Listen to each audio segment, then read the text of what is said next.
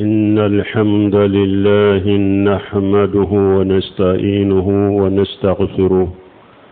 ونعوذ بالله من شرور أنفسنا ومن سيئات أعمالنا. من يهده الله فلا مضل له ومن يضلل فلا هادي له، وأشهد أن لا إله إلا الله وحده لا شريك له، وأشهد أن محمدا عبده ورسوله صلى الله عليه وعلى آله وأصحابه وسلم تسليما كثيرا. أما بعد، عباد الله،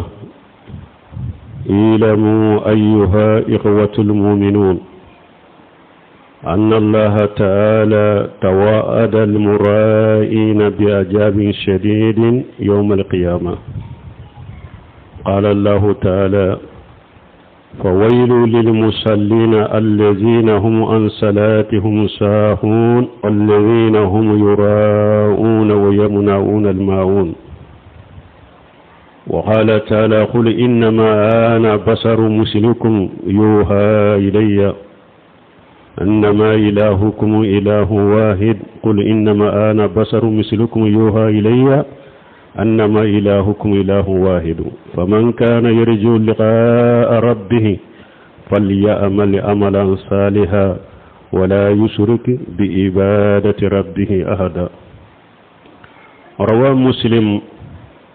عن أبي هريرة رضي الله عنه قال: سمعت رسول الله صلى الله عليه وسلم يقول: إن أول الناس يغدى يوم القيامة عليه رجل استشهد فأتي به فعرفه نعمه فعرفها. قال: فما عملت فيها؟ قال: قاتلت فيك حتى استشهدت. قال: كذبت، ولكنك قاتلت ليقال جري فقد قيل. ثم أمر به فسحب على وجهه حتى ألقي في النار. ورجل تعلم العلم وعلمه وقرأ القرآن فأتي به فعرفه نعمه فعرفها. قال: فما عملت فيها؟ قال: تعلمت العلم وعلمته وقرأت فيك القرآن. قال: كذبت، ولكنك تعلمت العلم وعلمته ليقال هو عالم، وقرأت القرآن ليقال هو قارئ فقد قيل. ثم أمر به فسحب على وجهه حتى ألقي في النار. ورجل وصى الله عليه من أصناف المال كله فأتي به فعرفه نعمه فعرفها. قال: فما عملت فيها؟ قال: ما تركت من سبيل تحب أن ينفق فيها إلا أنفقت فيها لك يا ربي. قال: كذبت، ولكنك فعلت ليقال جواد فقد قيل. ثم أمر به فسحب على وجهه ثم ألقي في النار. رواه مسلم. أمبي على تنو أمبا دمنيني أمبا يافدلي أمبي أنيني على في أكان كشي كباني ركون تورو منانك بارا جغو ni ala ye jom min kanda mogote min bo fili, ni ala ye jom min fana fili mogote soro min bo kanda. Ambe sere ya ma site min ni bato tiela makka kan ni ala kelen pewte janyagonte ala la. Ambe sere ya muhammad wala ka jondo wala ka tide no kisini nema baka anaka dunkew anaka shebon ala ku kisi min ka chakosobe no temina ka boy ala ka jon akado mbalimon mu'minu akado ala masammin koro talendo mogo munu nin jianya nama yakono ubu kala gara konu kabato ke yere jira kama ala ye kankari dawuye kankari dawuye kankari dami na ka gele kosobe aye kankari dawuye ko la jaba de buye lagara ko la jaba min na ka gele kosobe ala ko masamin korta lendo ako minye janga kata ko abe salli bagawye munum boy nyina ko ka sallu ko alladhina yurauna wa yamnauna almaun wulude den nubu yere jira ube mogo komantiya demele feun fanala ayen fo kunye munye alladhina yurauna wulude den nubu yere jira donc alako fawailu lil musallin alladhina hum an salatuhum sahun walladhina hum yuraun alako halaki janga kata abe mogowi abe salli bagawiye munum be nyina ka sallu ko ani munum bu yere jira aya wore kono alako cidema afuye konne hadama dende ko me awunyogo me min yenne na awu bonyogo na wa hawbe cinnema wa hawtena awma alaye wa haw cinnema ko awtigi ala kabbato fe min kabbato ye cinyaye ko bato fenkele min alaye ni mo minya alaka kumbe nyogonya ni ba jigi iddan kala nendo naye ko ni alabe nyogon kumbe nyogonya yomal qiyama do ko ka bara nyuma ke bara minite foy fara alaka baraina bal mo hadisana na sahih muslim kono hadisai aba hurairata ode ya mafla ko ciden ko yomal qiyama do ko alabe mo folo min ka kiri tige yomal qiyama do mogo sabade do abeye alak bara deke abeye bato bara deke metuma mi bato bara nunu ni bara banunu make alakama yomal qiyama do alabe ulu folo de kiri tige jahannaba be meneni ulu folo de folo o mogo saba afolo ye jonye sedusu keminye keleke fo a sedusura ala ba fu malikaw kanati malikaw ba mina kana ala fe ala ye nema kaye jinya kono ala ba la duniya o bela ni ala de ma fanga dima ni ala de ma ila duniya kele chogola wa ala ye nema kaye ala ba la duniya kan nema bela joyin fana be nema imbe do fana awa ala ba fo ne ni nema min kiyo eye munke nema ina aba fontigi ala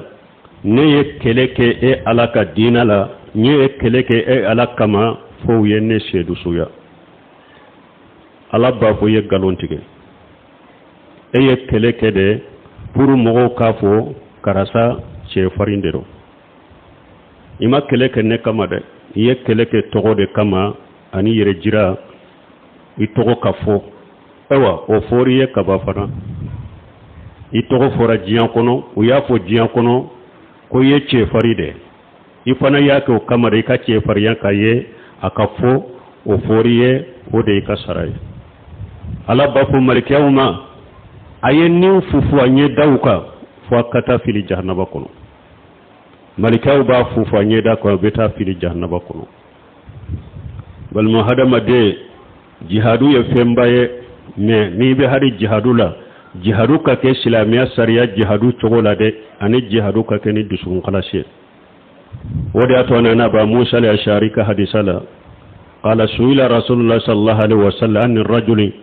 yuqatilu sajja'atan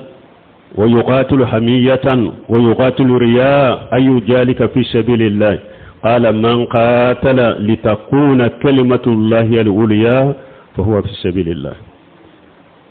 aba Musa al-Ashari ka hadisa aku ye cide nyininka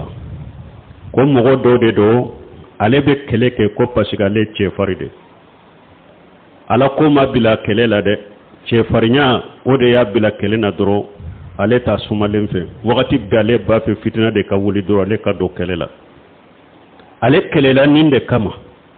che do fana ye be ale kele la fasali de kama cinya nyini tede ne be karasare la fasadura be cinya la te cinya la dusukuma kalashi alai aye kele ke la fasali de kama mogo sabana alaye kele kede puru ka yere de jira hadisan na chogorela li yura makanahu alaye kele ke puru mogo ka joyoro do mogo ka ye nunu sabala alaka chide jombe alaka sirala chide nyen nunu sababe toy parce que ni sababe ashika la nyine mani ashika ngania mani chide ko akoni mogo minye kele ke alaka sirala pour ni mogo minye kele ke pour alaka dina alaka kuma la ilaha illa allah o kuma kan be sampela soro alaka dina ka dina be sampela soro ciden ko ni mogo min ka kele kera nin kama nin de be alaka sirala wala mogo folo fule ni mogo min be kele ke be jihadu ke aka ke sharia ka jihadu togola dusukun ka kalasi alay fana ni nye mogo folo mogo fulana ورجل تعلم العلم وعلمه وقرأ القرآن مغفلنا ويتشهد أيدوني نيني أيا دوفنا كدوني نيني كدو أدرون تده أيا مغو لك لفنا أيا قرآن كلا كقرآن دوفنا وبيناني أوفنا على النعمة منك على بالله الدنيا أكن نعمة بلا على فنا بألا كنعمة يابا بدو ala bafo ne nema min kiye sisa iye munke nema yunkono abafo ntigi ala ne ye doni kala ye ala ye nye mogo la kala fana ala bafo ye galon tige iye doni kala ka mogo la kala puru ka fo alimu karasa doni ke bagado de akala lendo doni ke bagade do ninde do allama de do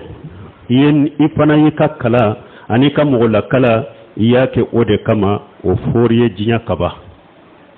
a foriye jinya u ya foriye jinya ko ye doni ke bagaye yake ode kama fana o foriye kaba sarati boloya ala bafu malikawma ayen nim fufu anye daw ka kata fili jahannaba kono malikaw ba fufu anye da ka ubeta fili jahannaba kono aw abafo kurana kala nye kurana kala alaye nye kurana kala kado nya kala alaye fana su leru ni tile leru be ala bafo ye galon tige ye kurana kala inke kado kanyedo ka kurana kala mugo ka men ko lamme puru kado huwa khari'un karasa kala mbaga de aka harafu kanya aka kankanya aka tajwidi kanya huwa khari'un kurana kala mbaga nganado fana yika korna kala ke ninde kama ni fori kaba isara la jinya kono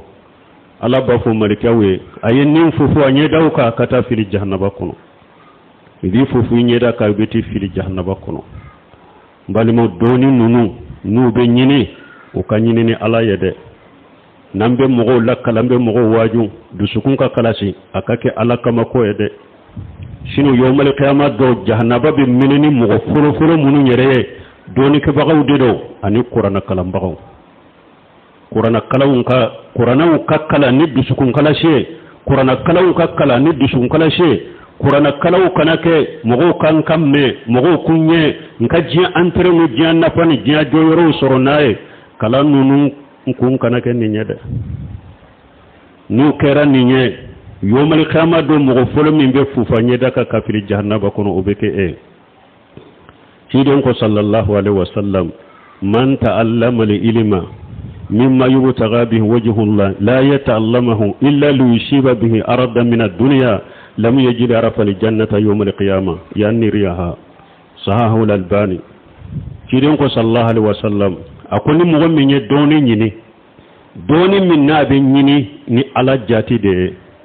mais emi ka doni nyini foy kama foy ka jiyan nafa do soro nay nka joyoro soro nka ewa na folo soro nka sarawu soro nka togo soro nka ye eyi ka doni nyini ni jiyan nafa do de ciiden ko arjanna kasa eta soro innun ko ni hadisa Abu Dawud ni Ibn Majah u ya hadisa imbo Sheikh Albani ko hadisa in ka kene mogo ni eyi ka doni nunun kala ka mogo la kala jiyan nafa nyini do de kama ciiden ko arjanna kasa eta soro innun ko janko ikado hadisa wala ciiden ko من تعلم علما ليماري بها ليباهي بها العلماء أو يماري بها السفهاء أو يصرف وجوه الناس إليه أدخله الله جهنم. رواه أبو داود وابن ماجه وأحمد وصححه الشيخ الألباني. حديث ورلا تشيدون كون مؤمن يدوني ني فرو كواسو كرمغونا دوني كباغونا ني كدوني akadoni nyona nin karamogo masina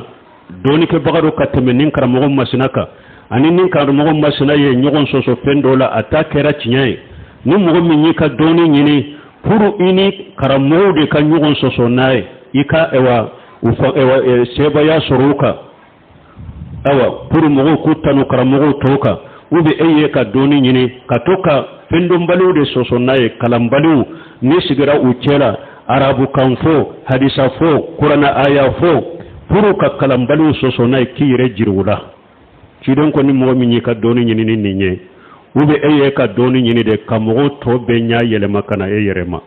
be dusukun ka tile ela be ke ede ye ukana doni ke bawo to ye be ka na ede lame be ka ede do ukana doni ke bawo to do ka be yele makana ema ni eye ka doni nyini ni haklina fana de ciden ko adqalahu Allah jahannama ko yomal kadu ma do ko la bibla jahannama kono wala doni kana nyini ko doni nyini kunye de ni doni ke ba ko nyugon soso nay puru kinka doni bange uka doni nyini kun kana kenninye afoku kana kenninye fana doni nyini ni na afoku kana ke fana wakati benne ka kalambali soso nay kinyere jirula doni kana nyini ni fana doni kana nyini fana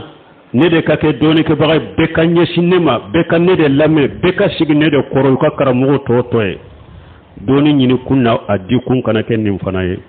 ciden ko ne ka doni nyini nan ninde kama ko ala bi bila jahannaba ko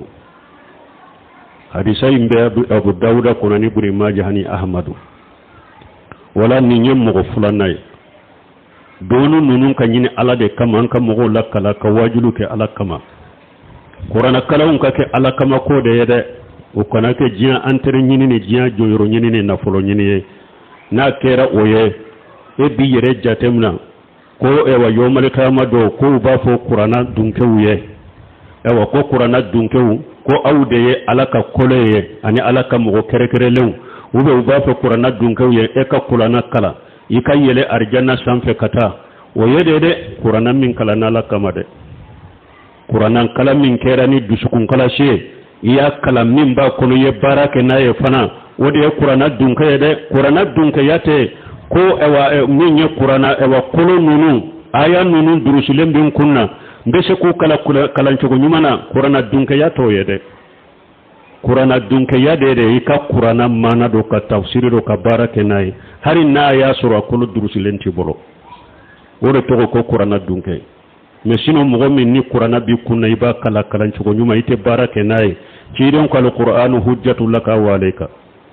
ako yomal kama do Qur'ana nakima hujja uba nake hujja yika Qur'ana durusilem be kunna ite barake nay Qur'ana jogote ela yomal kama do Qur'ana be hujja de joyi kan tigi ala fule ayenne kala yendo me ama barake nene de waye minale arakan kisala kantanga minde mo fulanay mogo sabana ciidon ko rajulu ataahu Allahu min asnafi mali kulli woye cede ala ye jiyan na fulun noniya be dama ka ke setige ka ke na fulu tige na fulun noniya sugu be dirama na fulu tigido yomal khama do ubu fananati abafu malika kanati malika banati ala ba tigi la duniya akan nemala ala yin nafolo dama yesese dama ala balla duniya bela ale fana be ala ka nema indo fana aw ala ba foye eye mun ken nafolo inna aba fontigi ala sira nema sira shito e sira de ni e ala ba fe nafolo kan nafaqati kado o sira dafe ni kan nafolo nafaqati kado sira la e ala kama ala ba fo ye galon tige e kan nafolo nafaqati fana ke pour aka foye de ko fonan shiri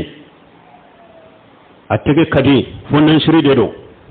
e fana yikan na fakati ke jinya kono ninde kama awa nin foriye kabade jinya uyu ka fonnan siriya fo uyi ka finance maye uyi ka fonnan siriya fo jinya kono uyi ka saraye de sarati boloya ala ba fo malikawma ayen nin fufu anye dawka akata fili jannaba kono malikaw bi fili malikaw bi fufu malikaw bi fufu nye dawka ubeta ifili jannaba kono ni hadisa muslimu ya hadisa imbo wala mbalimo ni hadisa fo wakati abenna kala nta wakati ma anye bila siralike ka koro karamugo akademishenu dana ya de darawuka udira awma akukala abu sara ayad dusukun kala side ayad dusukun kala si dana ya munun dira awma ukala le ayad dusukun kala si aka kunnan jiya ke demishenu ye akula dabu akake alakama akalla nyini kanake drombe sarami suru kumbalonai akalla nyini kanake dronya de dusukun ka kala si dana ya ukadafa aka kunnan jiya ke demisenu ye aku ladabu haklina jugu ko bo demisenu kunna ka haklina nyuma ko do kunna kalandew afana ka jija de kala munum bake kanyini ayuke alakama ko ye de qur'ana kala munum beke ayaw dusukun kala side kalandew jiya fana ko mun do nakula sisa ni wori ko munun ni diplôme ko munun do nakula sisa nin sara ko munun do nakula sisa nin qur'ana musaba ko munun do nakula sisa mogota fo ko haramu yara me ayaw dusukunya de qur'ana kalanto musaba wala akalla nyini kake nebe do musaba wala pour dode ka faranka donika ani fana nye doni min kala kase ka sabati mbolo bahasu keto me la nyini kanake wori nunu nya de la nyini kanake joyoro nunu nya de la nyini kanake diplôme nunu nya de nkan nin diplôme sugu soro nin diplôme sugu de baboro la nyini kanake nunu nya kalandew dusukun ka kala shi ala kama aka donu kala akalla nyine kan nganya ka ke nebe kala de ka jahila bonyerela anin be kala de ka silama manto ka jahila bola ka ciden ka sunna ka ewa deme ka dina deme ka ciden ka sunna deme ka la ka sharia deme ika kalan kun ka ke ninde de akana ke diplôme nunun kama kana ke joyoro nunun kama wori munun be sura kana ke wulu kama de ewa nafolo nafakati bagaw munun be nafolo nafakati akera yere dawunde ni be nafolo mun nafakatula akera mugo munun be kalandew demede uka kalana ka nafolo nafakatula akanga nyaw kanyede akanga nyaw kanye mbe nafolo finance mbe karamogo deme munun be karamogo de demewa munun be ewa kalanyoro madrasa wure de demewa munun be kalandew yere de demewa munun be misiru de demewa munun be fantaw de deme nafolo tigi akanga nyaka ke alakama koyede nebi ntake ala kamade ntafe mugo ka doire la nuridu minkum jaza wala sukura alaka jonyumo uluka na fakati choko fuleninde ubuka na fakati uke utafe mugo ka bwa kalama yere uka harunu mafu dala ukalla hala bayira ewa nete saranyina ufe nte barika daire nyina ufe ne ntake ala kama na fakati ukake ala kama koyede munun be kalandew ndeme munun be kalandew finance na politiku na fogotu kake ala kama koyede akana ke mugo kumme akana ko mugo kaye akana ke mugo kintano ake ala kama sino no o make ini kan na fogati limdanga ini kan na fogati bamin fulen ni nyajiya kono yo mani kama do jahannaba be meneni mugo folo munu nyogo beke awye ala kan kisala kan tanga بارك الله لي ولكم في القرآن الحكيم ونفعني وإياكم بما فيه من الذكر الحكيم أقول قولي هذا واستغفر الله لي ولكم ولسائر المسلمين من كل جنب واستغفروه إنه هو الغفور الرحيم.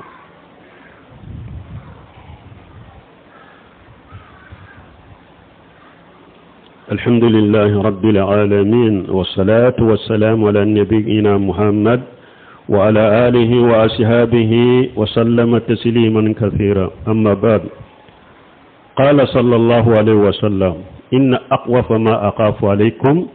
الشرك الأصغر. قالوا: وما الشرك الأصغر يا رسول الله؟ قال: الرياء. يقول الله عز وجل لهم يوم القيامة إذا جوزي الناس بآمالهم اذهبوا إلى الذين كنتم تراءون في الدنيا فانظروا هل تجدون عندهم جزاء. سيدي صلى الله عليه وسلم أكو كم من توما أكو نبي سيراني أو نميني فلان كفو يا فتني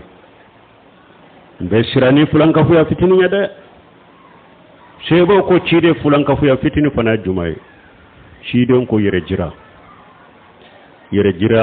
أكو دي فلان كفو فتني أكو يوم القيامة don min ni ala be mogo saranu ka baara ye ala b'a fɔ yɛrɛ jirantiw ye awa aw tun bɛ mɔgɔ minnu aw tun b'a yɛrɛ jira mɔgɔ minnu na diɲɛ kɔnɔ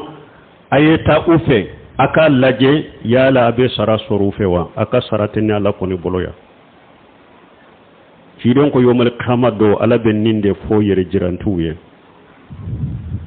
minnu y'u dusukun kalasi ne ala ye ne bɛ wulu de sara dɛ mais aw wa aw y'a yɛrɛ jira mɔgɔ minnu na diɲɛ kɔnɔ a ye taa a ka sara ɲini olu fɛ a ka sara tɛ ne bolo yan balima ni nin fɔra e ye qiyama kɛnɛ kan e yɛrɛ jira min na sara tɛ o bolo ye a ma kɛ perdi dan ye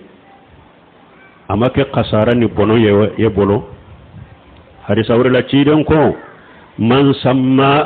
samma Allahu bihi wa man yura'i Allahu bihi a ko ni mɔgɔ y'i ka baaraw kɛ pour mɔgɔw k'a mɛn dɛ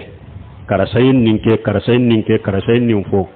ciden ko yomal kiyama do ala b'i lamaloya kiyama kɛnɛ kan a bɛ mɔgɔw lamɛnina i ka ko la welelikɛla de bɛ weleli kan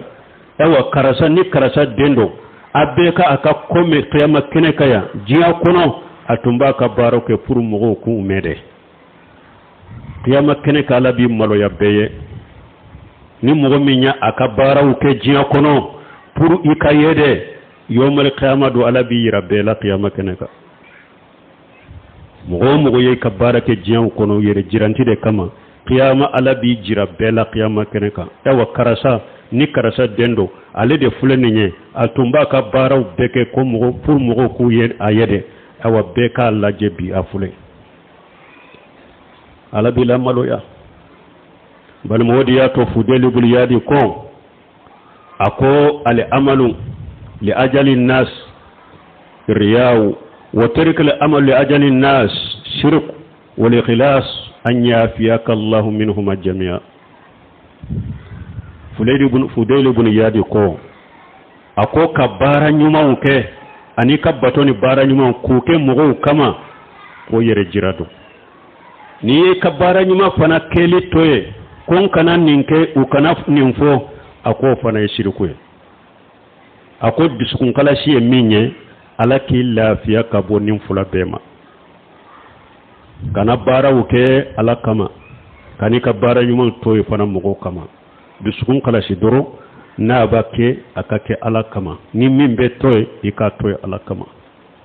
an bɛ ala deli ala ka dusukun kalasi nɔgɔya ɲɛ ala ka laban ɲɛ ربنا آتنا في الدنيا حسنة وفي الآخرة حسنة وقنا عذاب النار ربنا لا تزغ قلوبنا بعد إذ هديتنا وهب لنا من لدنك رحمة إنك أنت الوهاب اللهم اجعل الإسلام والمسلمين وأجل الشرك والمشركين ودمر أعداءك أعداء الدين برحمتك يا أرحم الراحمين اللهم صل على محمد وعلى آل محمد كما صليت على إبراهيم وعلى آل إبراهيم إنك حميد مجيد اللهم بارك على محمد وعلى آل محمد كما باركت على إبراهيم وعلى آل إبراهيم إنك حميد مجيد وآخر دعوانا أن الحمد لله رب العالمين.